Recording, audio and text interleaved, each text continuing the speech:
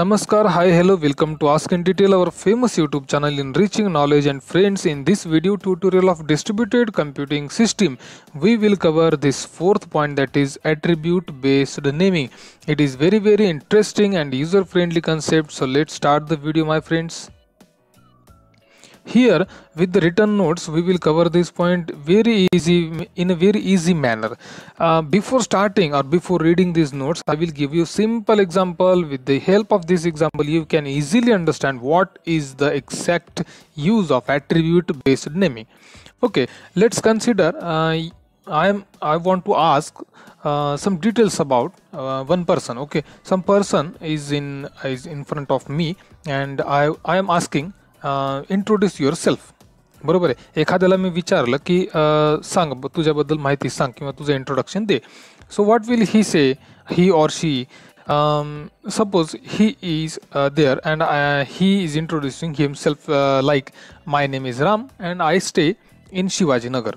Okay, he told his name and address also. एवढं sufficient आहे का? इज इट सफिशियंट आहे का? एवढं सफिशियंट? तर तुम्ही म्हणाल नाही, शिवाजीनगर तर खूप मोठं आहे. Shivajinagar is a big area and there are lot of people whose name is Ram. बरोबर आहे. बरेच जण असं असू शकतात. मग आता शोधायचं कसं? तर मग गरज कशाची आहे? आता इथंच तर गरज आहे आपल्याला कशाची? लँडमार्कची. कशाची गरज असते? लँडमार्क. फॉर एक्झाम्पल आपण काय म्हणतो? My name is Ram, I stay in Shivajinagar near bus stand किंवा नियर दॅट कॉर्नर, नियर एखादा आपण सांगतो नियर धिस चौक. बरोबर आहे ना. तर हे झालं लँडमार्क. याचीच तर गरज आहे आणि ह्याच गोष्टींना आपण काय म्हणतो? लँडमार्क सारख्या गोष्टींना किंवा रोडला. उदाहरणार्थ आपण म्हणतो my name is Ram, I stay in Shivajinagar, that is Savarkar road and that is आपण म्हणतो की धिस कॉर्नर, दॅट कॉर्नर. हे सगळे हे जे काही गोष्टी आहेत यांनाच आपण काय म्हणत असतो? Attribute based naming. समजते तुम्हाला? So very easy and very simple concept. Let start the video.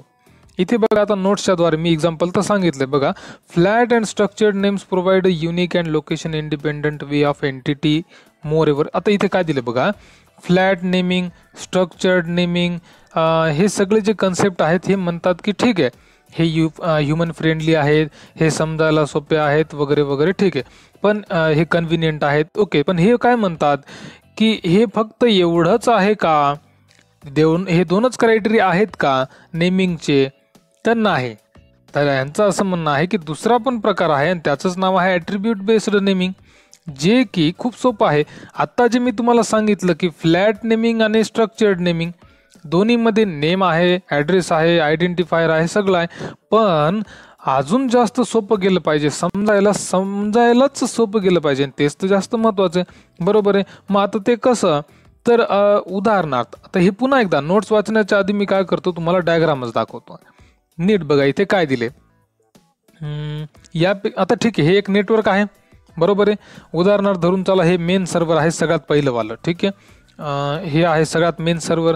त्या आता उदाहरण असं धरू आपण की हे आहे भारतातलं मेन सर्व्हर. ठीक आहे, हे आहे आपल्या समजा एखाद्या राज्याच्या राजधानीचं सर्व्हर.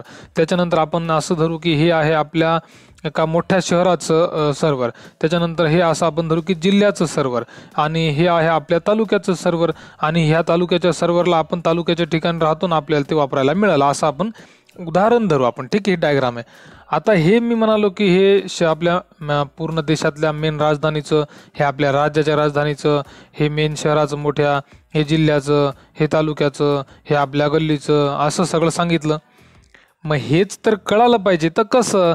हे बघा आता इथे तुमच्या समोर देश, कंट्री, ॲट्रिब्यूट आहे. समजलं तुम्हाला? ॲट्रिब्यूट बेस्ड नेमिंग म्हणजे नेमकं तुम्ही जे सर्व्हर वापरताय, उदाहरणार्थ गुगलचं सर्व्हर वापरत आहात तर कुठे गुगलचं सर्व्हर? आपल्याला प्रश्न पडतो.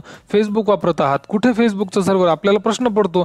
मग ह्यालाच तर म्हणतो ॲट्रिब्यूट्स. हे सांगा आम्हाला, ॲट्रिब्यूट्स सांगा तुमचे की नेमकं तुम्ही कुठे राहता. शिवाजीनगर तर खूप मोठं आहे, मग तुम्ही या चौकात राहता, या रस्त्यावर राहता, या कॉर्नरला राहता, हे सगळं सांगता आलं पाहिजे. यालाच तर म्हणतो ॲट्रिब्यूट्स.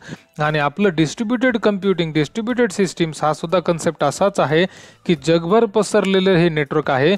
नेटवर्कमध्ये असलेले हे कम्प्युटर्स आहेत आणि हे कम्प्युटर्स, हे क्लायंट्स, हे सर्व्हर्स नेमकं कोण कुठं आहे हे समजण्यासाठी नावं, त्यांचा ॲड्रेस, त्यांचं आयडेंटिफिकेशन सोपं व्हावं म्हणून ही पद्धत वापरलेली आहे ॲट्रिब्यूट बेस्ड नेमिंगची. आणि त्यातही अशा पद्धतीने यूज केलेला आहे. कंट्री कोणती? Abbreviation country for C for country, NL म्हणजे न्यूझीलंड. लोकॅलिटी हे ॲट्रिब्यूट आहे. ॲब्रिव्हिएशन काय? L, Amsterdam. ठीक आहे. नंतर आहे ऑर्गनायझेशन, ॲट्रिब्यूट आहे हे कुठलं नेमकं? ॲब्रिव्हिएशन आहे O. ऑर्गनायझेशन कोणती? एक ठराविक युनिव्हर्सिटी कोणती तरी, युरिजी युनिव्हर्सिटी. ठीक आहे. चला, ऑर्गनायझेशन युनिट, नेमका त्या संस्थेतला युनिट कोणता आहे, कोणत्या डिपार्टमेंटचं ते सर्व्हर आहे, इथं दिलं कम्प्युटर सायन्स. पुढे बघा कॉमन नेम CN काय आहे? मेन सर्व्हर हे नाव आहे त्याचं. बघा याला म्हणतात ॲट्रिब्यूट्स, बरोबर आहे. त्याच्यानंतर मेन सर्व्हरच्या नंतर पुढं काय? नीट बघा, मेल सर्व्हर कोणता आहे? त्याचा ॲड्रेस. FTP सर्व्हर त्याचा IP ॲड्रेस. WW सर्व्हर त्याचा IP ॲड्रेस. समजलं? प्रत्येक सिस्टीमला एक ॲड्रेस असतो, पण त्याच्या आधी काय? तर त्याच्या आधी हे सगळे ॲट्रिब्यूट्स असतात जे की आपल्याला सोपं मदत करतात. हे डेव्हलपर्सला मदत करतात, टेक्निकल इंजिनियर्सला, हार्डवेअर इंजिनियर्सला, नेटवर्किंग इंजिनियर्सला. हे सगळं हेल्पफुल आहे आणि याचीच तर गरज आहे. यालाच म्हणतात ॲट्रिब्यूट बेस्ड नेमिंग. कन्सेप्ट अतिशय सोपा आहे, तुम्हाला समजला असेलच. तरी सुद्धा पुन्हा एकदा इथे नोट्स बघण्याचा प्रयत्न करूयात. However location independence and human friendly are not the only criteria. फक्त नाव, ॲड्रेस एवढंच सफिशियंट नाही आहे, तर अजून खूप काही जितकं सांगता येईल तितकं सांगण्यासारखं आहे. आणि जितकं तुम्ही जास्त सांगितलं तितकं समजायला किंवा आपल्या लक्षात यायला पटकन सोपं जातं. मग आता पुढे काय? In particular as more information is being made available, जास्तीत जास्त माहिती अवेलेबल करून द्या. It becomes important and to effectively search for entities. शोधण्यासाठी सोपं जाते जितकी माहिती जास्त द्याल. आत्ताच आपण ॲड्रेस बद्दल बोललो. पुढे this approach requires that a user can provide merely a description of what he is looking for. जास्तीत जास्त डिस्क्रिप्शन दिलं पाहिजे. पुढे there are many ways in which description can be provided, but a popular R in distributed system is to describe an entity in terms of attributes and its values. आपल्या distributed सिस्टीममध्ये एक सोपी पद्धत वापरलेली आहे, त्याचं नाव आहे ॲट्रिब्यूट्स आणि व्हॅल्यूज. जितकं जास्त सोप्या पद्धतीनं सांगाल तितकं जास्त कळत जाईल. आणि जसे ॲट्रिब्यूट म्हणजे कंट्री, व्हॅल्यू म्हणजे इंडिया. ॲट्रिब्यूट म्हणजे आपण घेऊ सिटी, व्हॅल्यू आहे दिल्ली. समजतंय? So this kind of behaviour of naming is important आणि त्यामुळेच ती सोपी पण जाते. ठीक आहे. तर हा सगळा कन्सेप्ट इथे तुमच्या समोर दिलेला आहे. In this approach an entity type is assume to have an associate collection of attributes. आणि ते कसं कलेक्शन आहे? तर हे कलेक्शन या आपण इथे डायग्राममध्ये बघितलेलं आहे. पुढं काय दिले? कलेक्शन ऑफ ॲट्रिब्यूट्समध्ये पुढं या पॅराग्राफमध्ये बघा. आता attribute based naming system are also known as directory service. नीट लक्षात घ्या, ॲट्रिब्यूट बेस्ड नेमिंगचं दुसरं नाव काय आहे? Directory services. आणि पुढं काय दिलं बघा? whereas stream that support structured naming are generally called as naming system. ठीक आहे.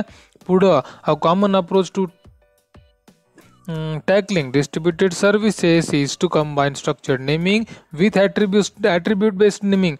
जर चांगलं नेमिंग बनवायचं असेल तर स्ट्रक्चर्ड नेमिंग आणि ॲट्रिब्यूट बेस्ड नेमिंग हे दोन्हीचं पण कॉम्बिनेशन केलं पाहिजे. This approach has been widely adopted, for example, in Microsoft Active Directory. आता मायक्रोसॉफ्ट ॲक्टिव्ह डिरेक्टरी जी आहे, मायक्रोसॉफ्टचं जाळं सगळ्या जगभर पसरलेलं आहे, तुम्हाला चांगलंच माहिती. मग ते या ॲट्रिब्यूट बेस्ड नेमिंगसाठी काय वापरतात? ते एक प्रोटोकॉल आहे. नीट बघायचं, याला म्हणतात लाईट डिरेक्टरी ॲक्टिव्ह प्रोटोकॉल. ठीक आहे. So very light weight directory active protocol किंवा ॲक्सेस प्रोटोकॉल काही पण म्हणा. ठीक आहे. तर हे प्रोटोकॉल ह्याचं उदाहरण आहे ॲट्रिब्यूट बेस्ड नेमिंगचं हे. ठीक आहे. So this is all about all this concept. As you can see, you can easily understand what it is all about.